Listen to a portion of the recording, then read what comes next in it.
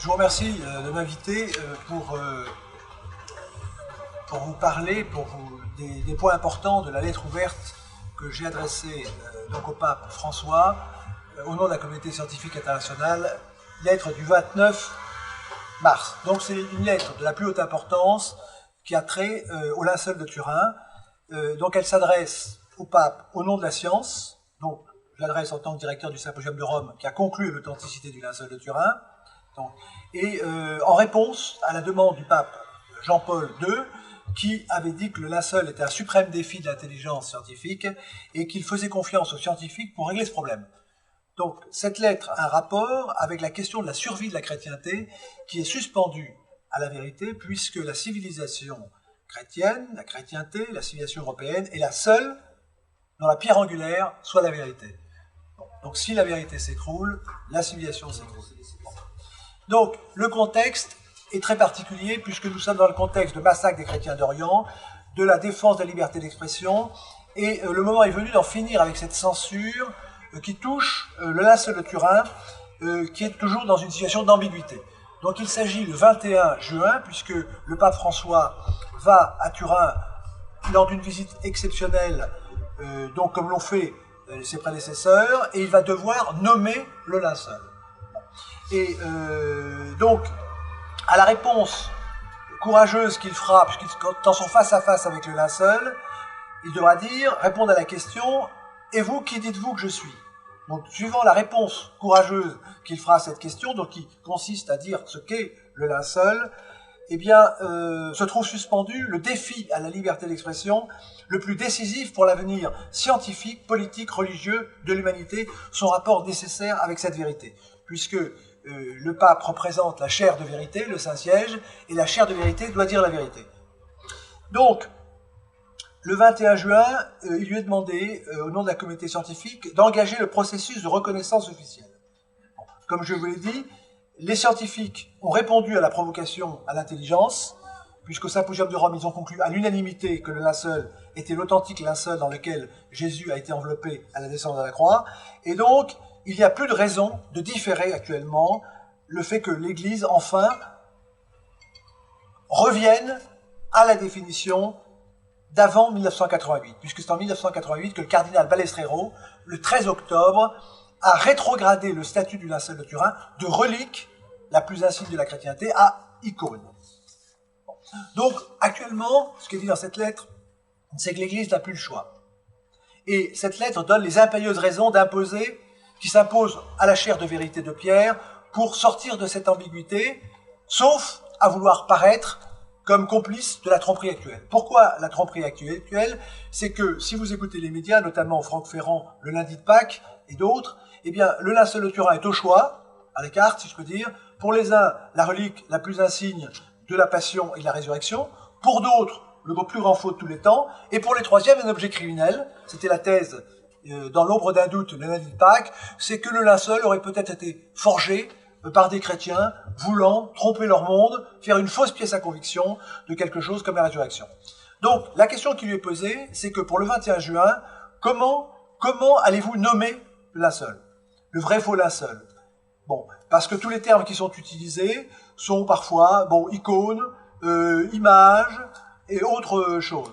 Donc, il y a trois raisons combinatoires qui imposent donc au Saint-Siège, donc au pape François, le 21, de mettre un terme à cette insupportable ambiguïté pour l'intelligence. L'ambiguïté est insupportable, c'est-à-dire que l'intelligence a besoin d'un cadre, et lorsqu'il n'y a plus de grade, c'est la folie. Premièrement, concernant l'ostension. Tant qu'on ne sait pas officiellement ce qu'est le linceul, eh bien, l'ostension revient à dire « venez voir mon faux linceul ». Deuxièmement, concernant son homélie du 21 juin, comment pourrait-il cacher aux fidèles le statut liturgique du linceul? Parce qu'actuellement, depuis l'authentification par le pape Sixte IV en 1473 du linceul, eh bien, il y a eu Jules II qui, le 26 avril 1506, a créé une liturgie. Il y a une messe qui est toujours célébrée par les pénitents rouges, et je tiens à dire qu'à la suite de cette lettre, les pénitents rouges ont également écrit au pape pour lui demander, donc tout simplement, de revenir, de dire la vérité. Alors, qu'est-il dit dans cette liturgie? Il est question du vrai sang et de l'image de Jésus-Christ lui-même. Donc, dans cette bulle, qui s'exprime en ce terme, de Jules II, en considération du divin sang dont il est un, nous force obligation à vénérer et adorer le sanctuaire sur lequel sont bien visibles les traces de l'humanité du Christ avec la divinité qui sont avec lui. Donc vous avez cette liturgie, et d'un autre côté, il n'est pas dit ce qu'est le linceul. Bon, concernant le face-à-face, il y a donc cette formule d'instauration du sanctuaire, et donc il faut sortir de l'ambiguïté, et le vicaire, puisque certains ignorent que le chef de l'Église catholique, ce n'est pas le pape, mais c'est le Christ, ça c'est la théologie, et que le vicaire n'est que le second.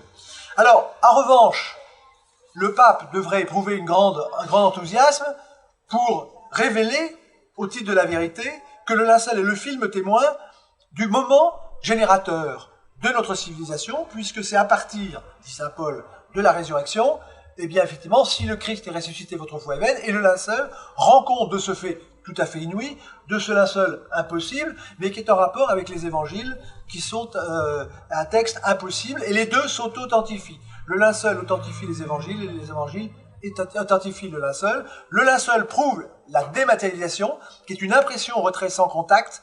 L'impression, c'est l'empreinte sur le linceul. Le retrait sans contact, c'est l'image faite par la dématérialisation. Dématérialisation, disparition des particules accompagnées d'engagement de chaleur. C'est ce que j'avais dit à l'abbé Pierre qui me posait la question. Donc le linceul, c'est la preuve des preuves scientifiques du fait fondateur du christianisme, c'est-à-dire que c'est un objet de science. Et sans cette science, il est impossible de trancher, mais le pape Jean-Paul II a fait confiance aux scientifiques. Maintenant, il s'agit de suivre la conclusion unanime. Donc c'est également un objet de foi, en raison de la nature prophétique du message encrypté, qui est le signe de Jonas.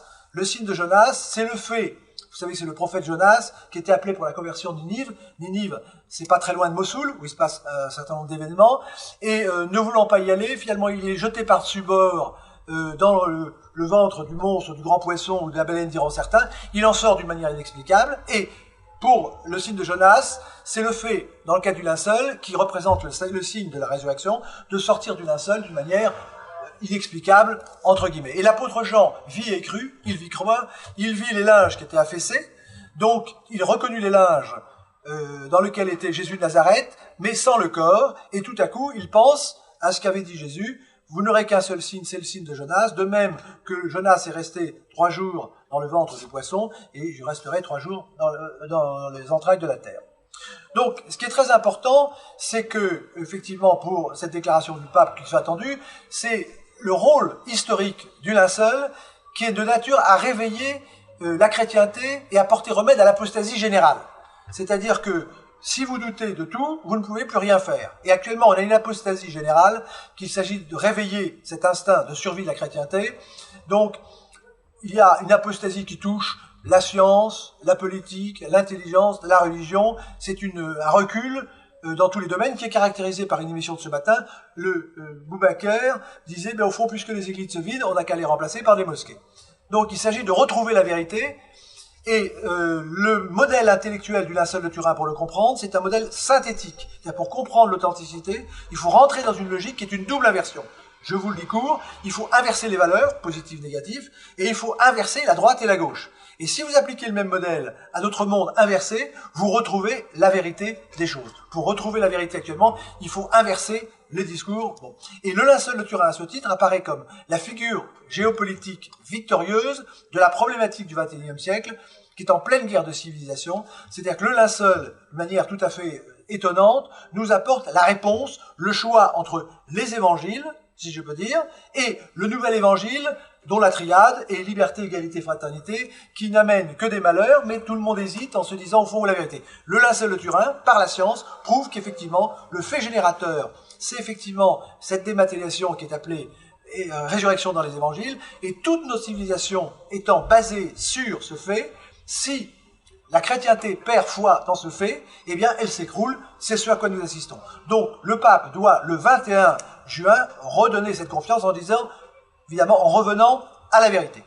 Et à Rome, en 93, toute la presse avait dit, la science était trompée, l'Église s'était trompée, le linceul est authentique, et il y avait une déclaration de Jean-Paul II, déclaration du cardinal Ratzinger, la présence de l'ambassadeur de France auprès du Saint-Siège, etc. Alors, qu'on ne nous dise pas que l'Église ne peut pas suivre la science maintenant, puisqu'elle l'avait fait avec la datation Carbone 14, qui a été faite avec l'Académie pontificale et annoncé par le cardinal Balestrero. Le président Cabibbo l'a écrit lui-même, donc il s'agit maintenant de réparer. Mais ce qui lui est demandé, c'est une chose simple. C'est tout simplement de revenir à la définition qui a existé jusqu'à 1988, et je vous donne simplement une définition pour montrer la clarté que nous attendons. La clarté scientifique du pape Pie XI, qui le 5 septembre 1936, après 5 ans d'études du linceul, et lors d'une audience concernant la Vierge, avait dit « Ce sont des images de son divin Fils. Elles viennent précisément de cet objet encore mystérieux, mais certainement non fait de main d'homme. Ceci, on peut le dire déjà démontré, qu'est le saint linceul de Turin. » Il dit saint linceul parce que c'est la définition scientifique. Mais certainement, c'est une chose sacrée comme peut-être nulle autre, et assurément, on peut désormais dire la chose avérée de façon la plus positive, même en faisant abstraction de toute idée de foi et de piété chrétienne. Ce n'est certainement pas une œuvre humaine. Voilà. Et donc, il s'agit de revenir à des définitions précises, et non pas à parler d'images, comme je pourrais vous le dire. Alors, donc, dans la perspective de ce face-à-face, eh bien, ce que la communauté scientifique demande, à travers ma lettre, c'est de ne plus laisser la moindre chance au maintien de la duplicité actuellement bloquant la reconnaissance. C'est-à-dire, le pape se trouve devant un impeachment, comme diraient les Anglais, un empêchement. Il a dit qu'il allait le vénérer, il ne peut pas vénérer le linceul si c'est un faux, ou pire, un objet criminel fait par les chrétiens pour abuser le monde sur la résurrection. Et si il est authentique, je vous ai lu la liturgie du Saint-Suaire, eh bien il doit l'adorer. Donc il ne peut pas avoir des expressions, des mots, il ne peut pas traiter, il faut qu'il prenne une posture. C'est le subordonné devant son supérieur qui doit se prendre la posture que lui impose sa fonction. Et si la chair de vérité ne reconnaît pas la vérité, je vous rappelle que le Christ a dit « Je suis la vérité, la voie, le salut », et il dit devant Pilate « Je suis venu rendre témoignage à la vérité ». Si celui qui n'est là que pour prolonger, suivre, disons, ce message apostolique ne dit plus la vérité, c'est que la chair de vérité n'est plus la chair de vérité, et tout royaume divisé contre lui-même périra. Donc ce que nous lui avons dit dans cette lettre, nous concluons en lui disant qu'il doit dire la vérité, et n'ayez pas peur, c'était la propre expression du pape Jean-Paul II. Donc tout le monde doit se mobiliser pour interroger et faire monter la pression, au sens noble du terme, et je peux vous dire que c'est réussi, puisque maintenant je peux vous annoncer quand même qu'au plus niveau de l'Église de France, je ne donnerai pas de nom, il nous a été répondu que cette lettre est incontestable, et la personne en question, haute personne, haute ecclésiastique a dit que c'est incontestable, et que le mot icône est ridicule et n'est plus supportable. Nous attendons donc le 21 juin pour voir quelle sera la réponse de sa sainteté, le pape François. Merci de m'avoir donné cette occasion.